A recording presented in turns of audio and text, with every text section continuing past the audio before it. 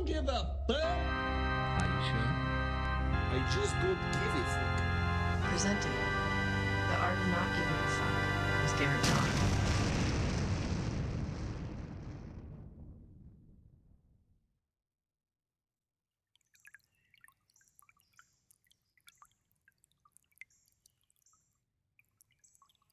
All right, hey everybody. Welcome to another Art of NGF podcast. This is Garrett, and I'm here today with Taylor. Hey guys. How's it going, Taylor? I'm good, man. How are you? Good. So thanks for coming on. And we were just working together on something, and I realized that would be a great time for a spontaneous podcast. And this one is regarding, we'll touch on a bunch of different things. But we're going to start out with how Taylor ended up coming around to Command Z in the Art of NGF. And then we'll talk about what stuff we worked on together and what we're still working on. And then in terms of the trainings and all that stuff that's available. And then find out how the world looks now and see what's different. So what's neat is, soon we'll have Taylor read his original letter that he's sent in to Andrew and myself in order to inquire about training. So Taylor, why don't we just have you jump right in? All right.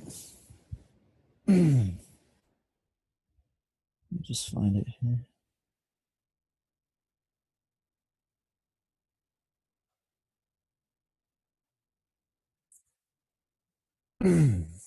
As for what I'm dealing with, anxiety mostly. I've struggled through anxiety and depression for as long as I can remember. Been through the ringer with medications and counseling. I analyze and judge everything, to the point that I feel I'm going insane. A key factor, I believe, is a strongly subconscious compulsion to have my words and actions approved of by others. I discovered this a couple years ago after a meditation, but I've never resolved anything. I don't really know why I care. I think it's mostly a social thing, but even laying in bed or playing games or anything fun, I'm never at ease. I feel anxious constantly, although some things tend to make it worse, such as being around people who I don't know extremely well. Almost anybody excluding my girlfriend and my dog. Even so, lately I found myself stuck in a loop of worrying about everything I say to Kara coming across as rude or uncaring, even though some would say I'm extremely kind and caring by nature. To simplify the explanation of my whole experience of anxiety in life, I live every moment based on what I believe someone else may be thinking or their perspective. That's the main ongoing frustration, and it stifles me in a way. It blocks my creativity. I want to live from the core of my natural state of being, if that makes sense. As far as how I react, I tend to numb myself. Motivation disappears, no energy, no feelings apart from uneasiness. Something happened 2 weeks ago after a confrontation with my dad, where it felt like something snapped and my brain felt fried. My body felt unmoving like a statue, and I was having twitches and jerks. I debated with myself over taking a Xanax to lessen the pain and stress, but I ended up letting it go through all its motions and breathing, and then I felt a little different. I've heard people say you should sit with your negative emotions and give them some love, but I don't know what that means or if it will do anything to heal the root of the problem. I haven't really pinpointed anything that makes me feel more relaxed and calm. It seems to just be extreme unhappiness and anxiety, or less unhappiness and anxiety, and it tends to move between the two constantly over days or weeks. I currently don't have a consistent meditation practice, and it's been a while since I last sat and tried. I know the simplest breath counting meditation would help me, but I can't get myself to do it. At the time I had the realization that At the time I had the realization that I'm internally in chains, I had been practicing Max Christensen's Kunlun method for a stint. I should also note that the medical doctors have been putting me on many medications for generalized anxiety disorder for years, but I've never seen much improvement in my level of happiness and whatnot.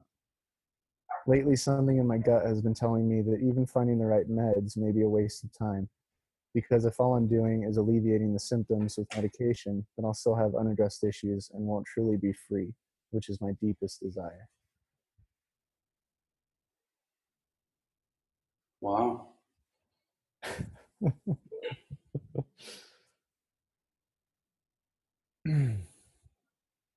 So we were talking before. What do you remember what it felt like? Yeah, I kind of hinted to it there in the letter, and I think I've said it before in different contexts, but it felt like being completely chained up inside, and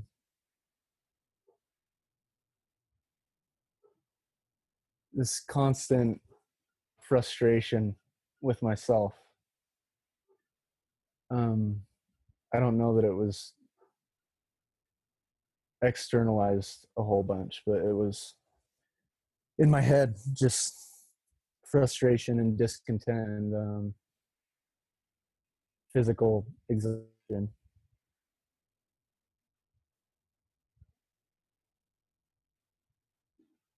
There were many days of not having the gusto to even get out of my bed. And I think it was just the physical toll of being in a state constantly.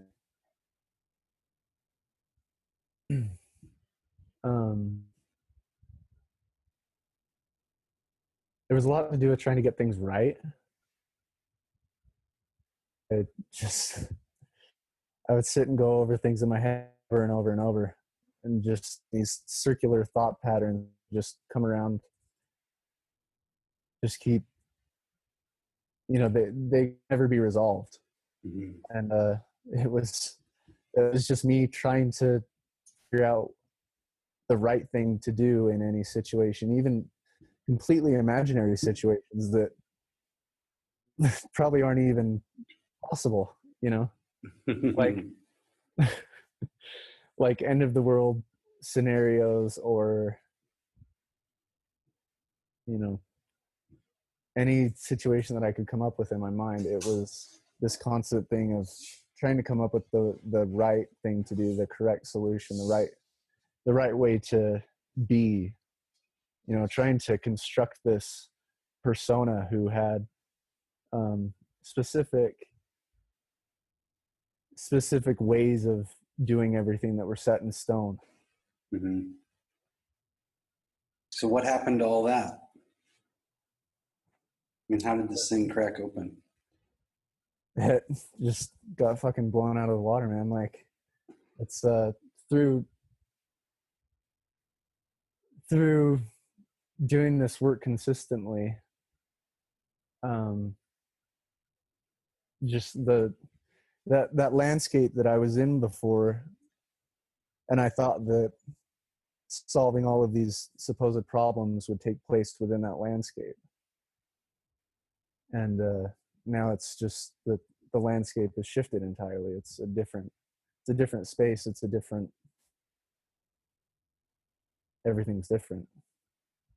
So what changed? I mean, what happened? And we don't need to get into the mechanics of the training, because I've found over time that that's impossible in a way. It's impossible to get into the mechanics of the training unless you get into the mechanics of the training, like experiencing them for yourself.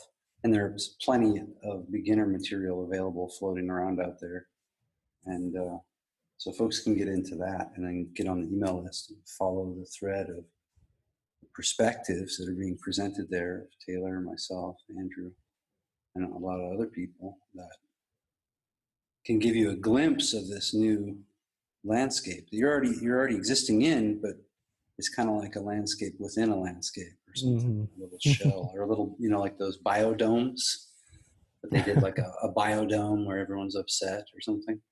Let's test what happens when we spray upset gas. And no, but the feeling I remember having as you bring that up is like that. It's like the air around you has been gassed with some kind of fucking letdown juice or something. It's like, oh, and everything's kind of, oh man, did I just fuck that up? Does she even like me anyway? What is, constant little just, oh, I should have said this last week. I mean, the stream of nonsense, and then the chain of problems that if only I could solve this, then that would become possible.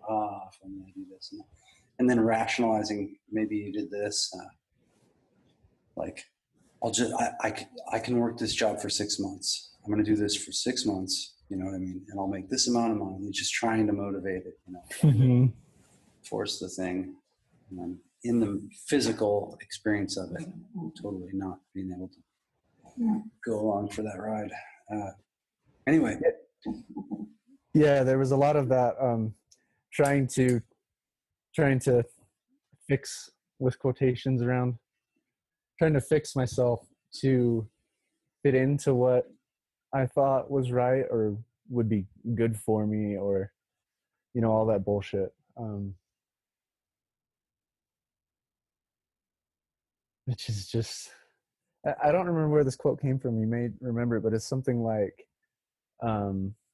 it's not a sign of health to be well adjusted to a society that's terminally ill or sick or something like that, Yeah. And that's totally what it was. I just didn't know anything different.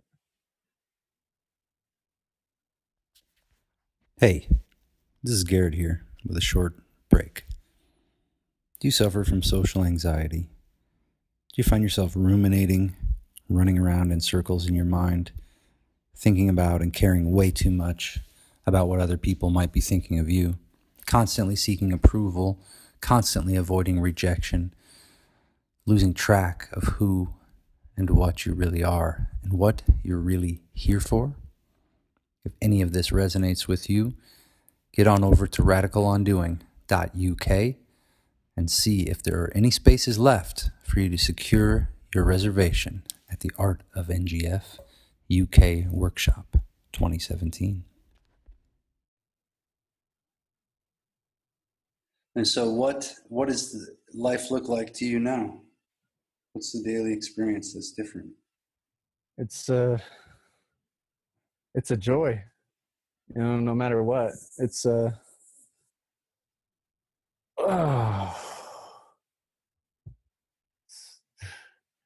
waking up and going out to sit on the porch in the sunshine, playing with my dog,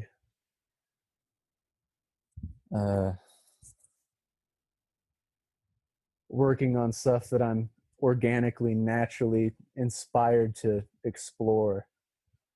There's no ulterior motive of trying to fix myself because I'm broken. That seems like a foreign concept now. Mm-hmm. Yeah. Oh, wonderful. Yeah. I was talking to some folks earlier today, and we were talking about the idea of enjoyment and this seeking enjoyment and seeking happiness. And it just, what I feel about that, which is, it's related because that's how I was operating before. From my perspective now, I think that seeking was just pushing all those things away that I wanted so desperately. And I think that that real, the thing that enjoyment is pointing to, the real thing beneath it is the joy of presence, the joy of being alive, the joy of experiencing whatever is available to be experienced at any given moment. I was telling those same folks, from my perspective now, I could say honestly that I can get enjoyment out of being sad, feeling sad, feeling those those sensations that we could label as sadness. And I can enjoy the little dramas of life, which previously would set me into one of my little thought circles, trying to figure out what I'd done wrong. Mm-hmm. Yeah, that's beautiful, man. It's really nice to have the contrast. It makes it worth the pain of the realization of having ignored the beauty and mystery and obvious sort of attraction and appreciation that comes from just being present to the facts of whatever happens to be going on. Yeah, and it's effortless, now it just seems obvious, all of that stuff. And it's like I can look at other people who are maybe a lot like I was before, and it's, I feel compassion for them, but at the same time, it's, from my current perspective, it's also obvious. I have to work to remember what it was like. Mm-hmm. That's the funny thing. It's such a permanent shift that you can't even, it's not like, oh, I made this change. Like I put on a blue shirt today instead of a red shirt, or that look at me, I altered this one little part of myself. It's just so unrelated even to that effort. Mm-hmm. It's an effort of a completely different sort. And the shift is because we've talked about this before. This comes from a conversation with Claude Needham, that a perspective shift does not take any physical work to accomplish, like in the physics sense of the term work, meaning effort and time. And yet a perspective shift can change everything that you experience, and the way you experience it, and even what you think you are and what's possible for you. Like if you've been living trapped in a closet your whole life and your parents just threw dog food in there, which some people have been raised on the emotional and intellectual equivalent of that, which is actually worse than the physical closet, because that you can kind of reason with, like, okay, this is fucking lame, Mm-hmm. The last vestige of wildness inside me wants to kick this door down, versus this almost unapproachable sense of disappointment and self-doubt and upset and wrongness that becomes accepted as the baseline of a normal experience. So there's not a closet door to kick against. There doesn't seem to be anything to even change the perspective from, because the perspective is completely defining everything. So even the ability to look outside of it is usurped by the nature of that trapped perspective. Once outside the closet, outside the town, like a movie like Logan's Run tries to demonstrate this, where they're all living in this underground city, and then one guy gets out, and they've always told him it's horrible, death outside, don't even go outside, it's horrible. He gets outside and it's his paradise, and he runs into people, and it's like he goes swimming, all this stuff. And he's like, oh, fuck, it's totally nice outside. And they're just living in this hell they've created underground. So it must be sort of a common mythological theme in people's lives. Yeah. But the fact that it's really true and that you have lived it and then can look back, and then when you go look at those myths or read those stories or watch Indiana Jones even, or anything like that, it's kind of like, fuck, this is real. This is actually a real thing. You're not the little sad, pitiful, tortured victim of life that we think ourselves to be. Yeah, it's there's kind of a strange responsibility, but it's not like it's not something that chains you up and shackles you to anything, but it's like the responsibility of having the power to be in charge of yourself.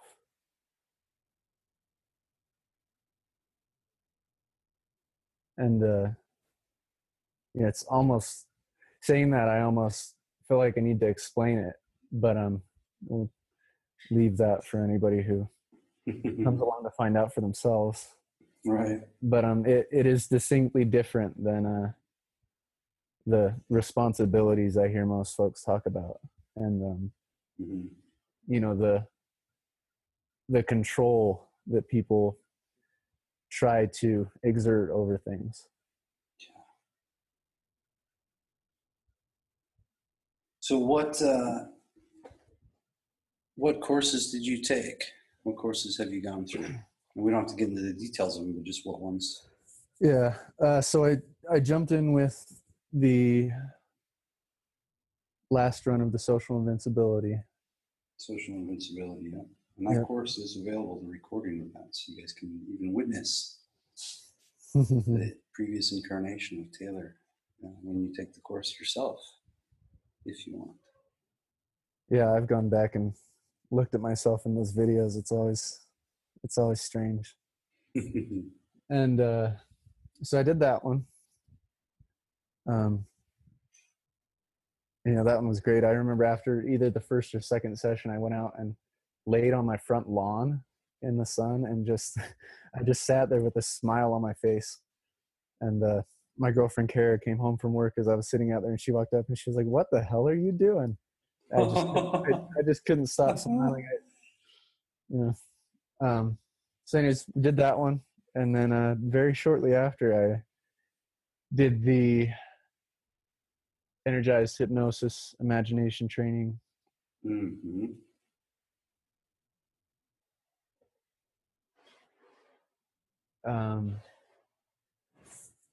From there, I think if I remember correctly, the next one from that was the daily training. Mm-hmm. NGF Daily. Yep. I was on that one from the very start.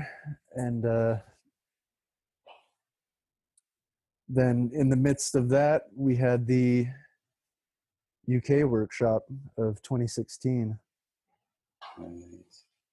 And that one blew the lid off everything. I came home and had the courage to quit my job, which made me more available to participate in the NGF Daily as well. Mm-hmm. So I'm still in the NGF Daily, and I'm also doing the weekly sessions as well. Mm-hmm. Very cool. Yeah, it's really fun stuff, the dailies and weeklies, I realize. And we're just starting on now on a really fun project where an author I know has a book that's not published yet, and it's a role-playing system based on your actual life, but sort of the robotic patterns and tendencies within it. So that's just one example of stuff that we're actually working with privately as a group, live every day. And because of that, forging that type of meeting together, we can do things and accomplish things and experience things that would be impossible for an individual to experience, or even if it is possible, would almost never come within the realm of attempting or having the motivation to see it through, even if it was attempted. So really neat, fun to be able to do that. Taylor, any closing thoughts before we shut it down for today?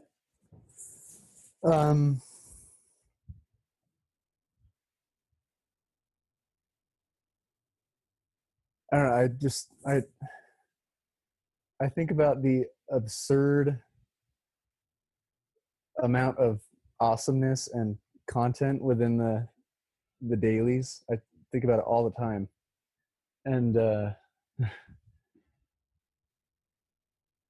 I don't know. I guess I would say if anybody out there is hearing this and wanting your piece of the pie. Finally, I think the dailies are a great place to start, and it's a joy even to go back and watch through the videos that are posted online. You know, like every single video is archived, and I mean, I just go back and watch those for fun all the time, and there's so much content in there. Like every single week has a different theme, and it's I just like every one of those weeks could be a workshop in and of itself if you did all of the bonus missions, all the exercises. I mean, how many weeks have we done so far? I guess it's been we're at like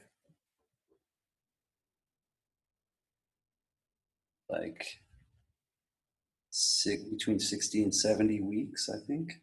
yeah. Maybe more like 75 weeks.